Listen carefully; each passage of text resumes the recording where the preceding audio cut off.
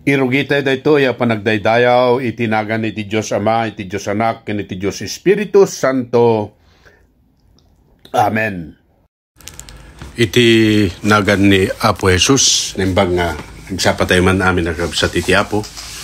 Ti sao ni Apo Dios para kadatay iti daytoy nga Domingo, iso iti Gospel reading nga masarakan iti Matthew 21 verses 33 to 43.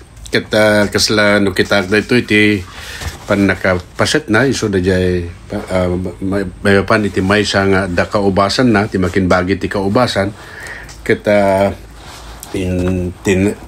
ado iti naramid na tapno mapapintas dayto kalpasan na pimmanaw ket in talek na dayto nga kaubasan kadagiti mga aywan ket pagaammo tayo nga iti napasamak nga road nya di umayan tapno kitain na lain na no dagiti bunga di kaubasan na ket minaltrato saan nga napintas ti naramid dagiti agbanbantay dagiti mannalon na iti grasya ayat kental na ni Apo Dios so kumatimat da iti tunggal may sa kada kayo manipo dita ingganat inggana.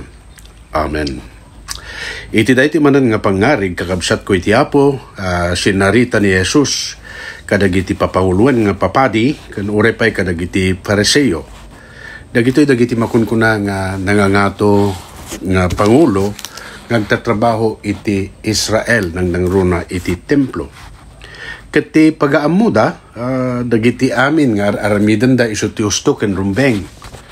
Nga dagiti aramiden da ket kasla isu iti mangted kadakwada iti usto nga dayaw ken uray pay iti sangwanan ti tao ken iti sangwanan ni Apo Dios, no? Ti bagbagga dagiti Fariseo nang nangruna well gaputa iti tedda ti pagkapullo da tatites da gaputa sursurutan da dagiti dietary restrictions tos tamet nga liklikan da dagiti managbasol ay ken ore pa dagiti sadusyo ti pagaammo da basta mayat ti panangidaulo da iti Israel ay ket napintas da iti imatang ni Apo Dios ngem daytoy ti kuna ni Apo Dios ni Apo Jesus kadakwada iti daytoy nga pangarig nga makita tayo no kasano ti panangtrato da kadagiti propeta kadagiti tattao ni Apo Dios isut gapo na nga daytoy met kunak nga kayat ko nga focus iti tunggal maysa kada tayo tatta nga Domingo. Hanayang iti daytoy nga bulan isu ti makunkuna nga Teachers Month. At the same time, kamono apay nga sa isumutlaeng iti makunkunamot nga Pastors Appreciation Month. So, nakita tayo kadagiti news, kadagiti damdamag, uray pa iti TV, mangmangag iti radyo nga, kadagitoy nga lawas ng nangruna, ado dagiti tributes, dagiti naramid, dagiti agad-adal, nga panangipakita ti panagyaman, panangkatrato nga nasayat dagiti mangisursuro, our teachers. At the same time, it's good also for us to remember that since today or this month is Pastors Appreciation Month, then we need to also remember how are we treating our pastors? How are we dealing with our pastors, with God's servants?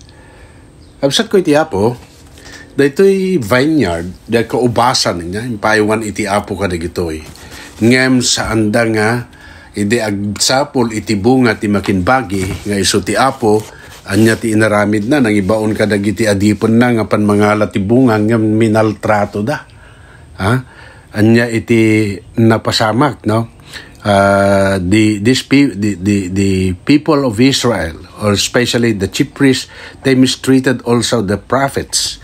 Amin dagiti imbaon iti Dios nga propeta na. Ket kastamat nga napintas nga intay laglagi pa kasano met ti panangtrato tayo. Kadagiti propeta, kadagiti papastor, kadagiti inbaon ti Apo nga mga iwan kada tayo.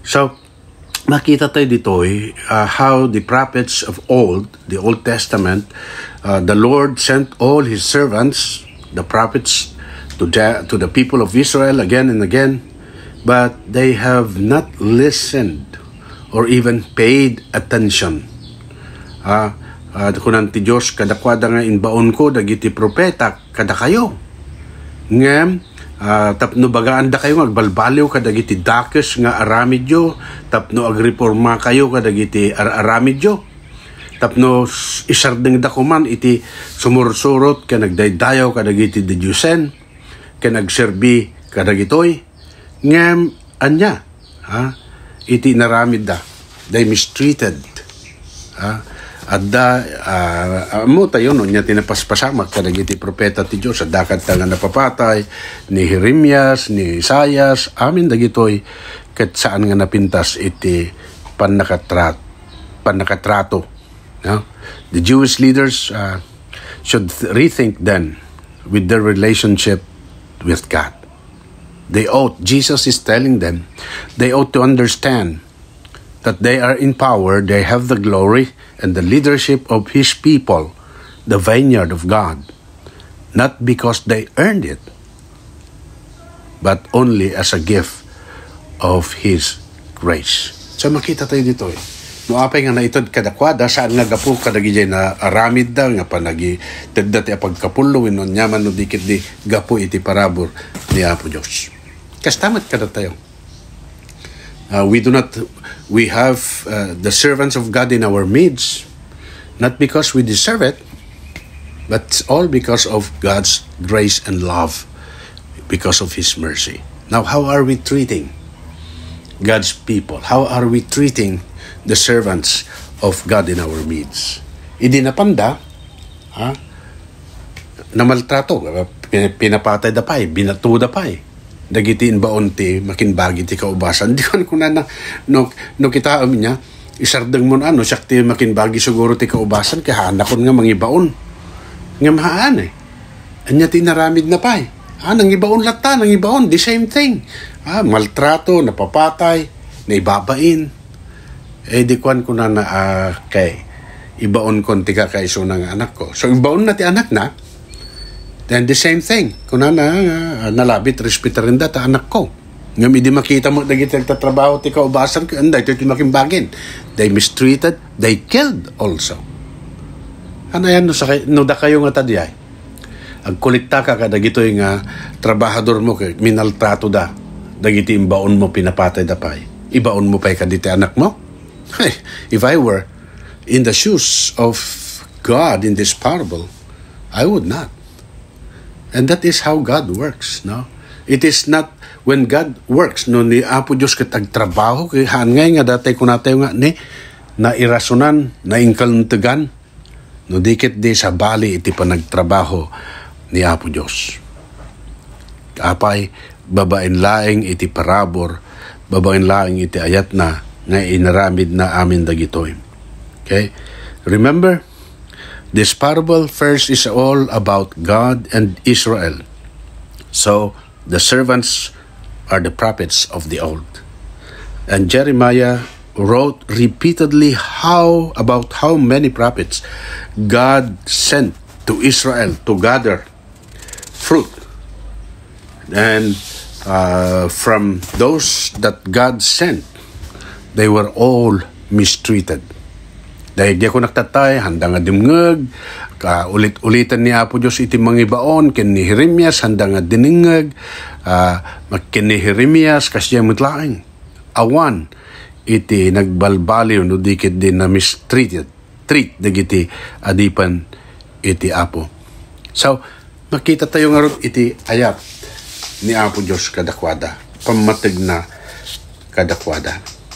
So, makita tayo dito, ulitak manan, na napintas nga palagip iti tunggal may sa kada tayo.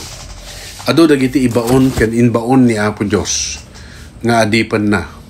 Tapno umay da bagbagaan iti tunggal may sa kada tayo. Awisan da tayo. Tapno agbabawi tayo kadagiti paspasol tayo nang nangruna adda kumada tay bunga. Daya bunga nga kitain ni Apo Diyos itibiyag mo ket iso dayjay panagbabawi ko makadagiti basbasol ket agpamati ka mamati ka ken ni Apo Dios. Dayta iti bunga nga kalkalikaguman ni Apo Dios iti tunggal maysa kada tayo. Ket awisan na wenno inbaon na dagiti papastor. dagiti ministros, isuda ti mga sikaso, iti dayto nga kaubasan. Isuda ti iti uneg iti iglesia, isuda dayta dagiti tattao nga inbaon ni Apo Dios. Ngam how are we treating God's prophets, God's people? Well, absat ko iti Apo hanaya idi, I think napalabas lang nga Domingo mamutayo tinakin ni Elijah nga no saan ka mistreated mutlaan gapo iti panagdanag na iti biyag na naglumlumeng temuna iso na lang iti nabiyag. So no kita intay ngor dito nga pangarig saritaan na daytoy iti ababa nga pakasaritaan iti Israel ken nang nangruna daytay naranggas nakaro na uyong nga panakatrato saan nga napintas nga panakatrato dagiti adipen ni Apo Dios. Well, as I've said, finally in the parable, the vineyard owner sent his son to them. They will respect my son, he said. Diya ko na nga rod, haan ngay nga napintas ken saan nga uston sa nga panunot nga ibaon mo pay laeng ti anak mo kalpasan nga namistreat dagiti mununan nga imbabaon mo. Habsat ko iti Apo, kasta ngamin iti panagtrabaho ken panagayat ni Apo Dios. Iti panagtrabaho ni Apo Dios saan nga iti daytoy panagkita iti tao ket daytoy ti rumbeng, daytoy ti naingkalintegan, daytoy ti aramidan. That's not the way God operates. That's not the way God do things.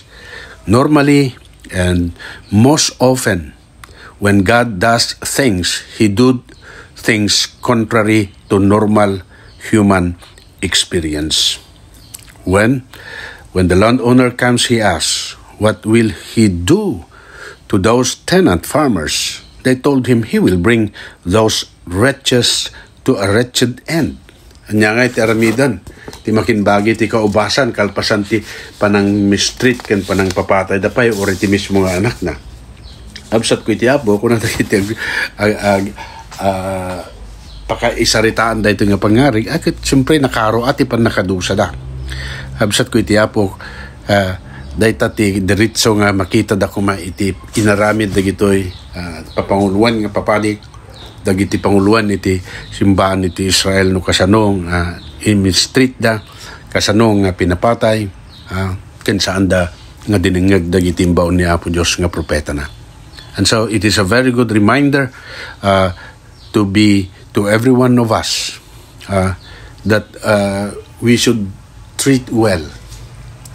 We should show honor, in fact, double honor and respect to people whom God sent to be our pastors, to be our ministers in the church. When? Kasta iti naramid iti Diyos. Iti baet dagiti santayo nga panangtrato ken saan nga panag dengeg kadagiti imbaon na ipatpateg na tayo pay laeng. Kaskas di nang ibaon latta kadagiti umay mangkita iti bunga iti kaubasan na ket saan nga nagpatingga dayta no dikit di inted na pa iti mismo nga anak na no kasano nga daytoy nga anak isu iti nagsagaba mutlaeng napapatay. Habsat ko iti Apo, datayo da kayo ken ti siak dagiti imawat iti daytoy nga kaubasan. Datayo dagiti nakaitudan na tapno iti kasta ket adda kuma dagiti bunga nga makita.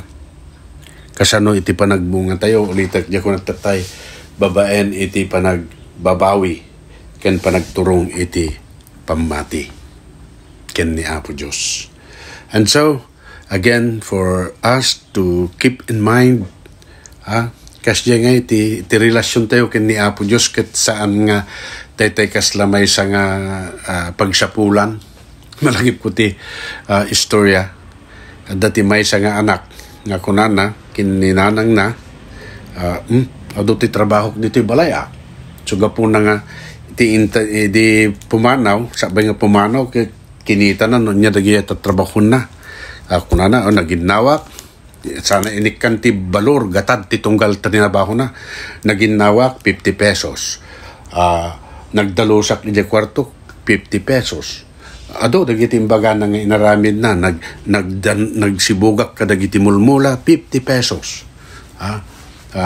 Ado pa dagiti in-scrub ko ti floor 100 pesos. Tapos san kunana di anak iti ingkabil na di kusina di table tapno makita ni nanang na. Dahil timot nga nanang, hindi nakita na dahi jay, kunana, nagsura mat. Kunana kay kwa.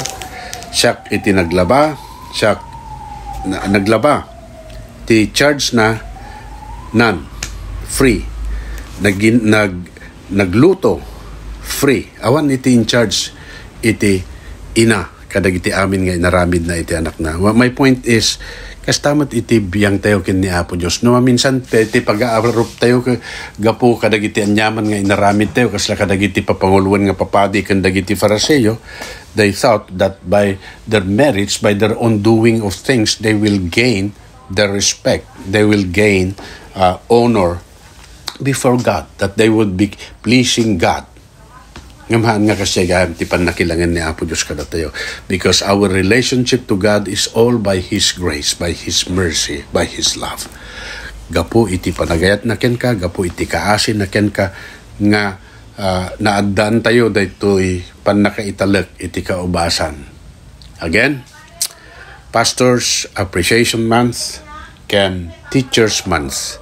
As we respect and bring honor to our teachers, kastamat kadagiti papadi kan dagiti ministros, papastors nga intad ni Apo Diyos kada tayo. Agyaman tayo kadakwada, we appreciate them, and at the same time, we encourage them and we support their work. How do we do that?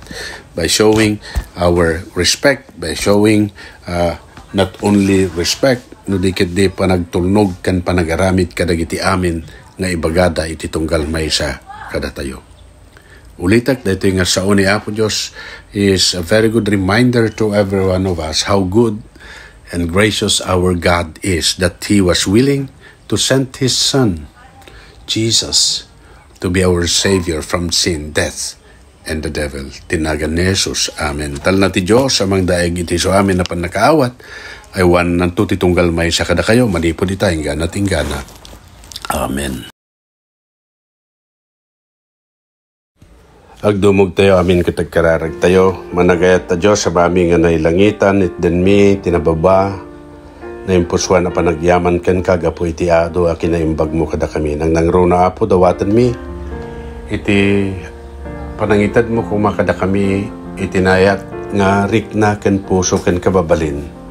Tapno dagiti trabahador mo, dagiti ministrom, nga inbaon mo kada kami, tapno agtrabaho da, idalan da, titunggal may sa kada kami, ipastoran da kami Apo, makita mi kumadayta, ipakita mi nga rod, iti panagraam, panang suporta babaan, kadagiti panagtulnog, kadagiti panursuro da.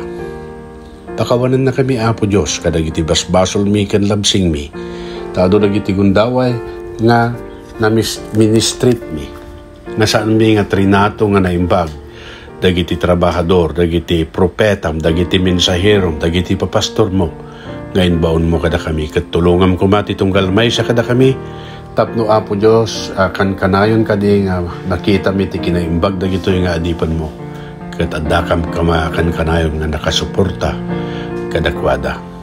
When, Apo Diyos, we pray for all pastors, especially for the ministers of the Lutheran Church in the Philippines. I pray for your blessings to every one of us, and that you will be all the more be good to us, so that we will also remain faithful to our calling and do the work while it is day. Be with us, be with all the pastors, and be with all the churches. This is our prayer in the name of our Lord and Savior Jesus Christ. Amen.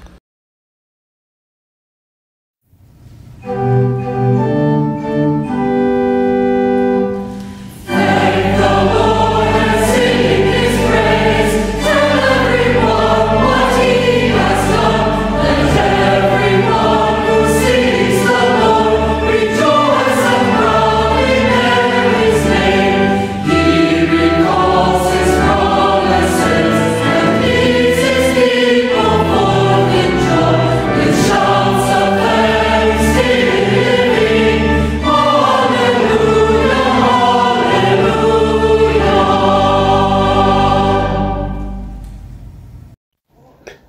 Awaten nyo ti pamindisyon ti Apo babayan da ito ay adipen na.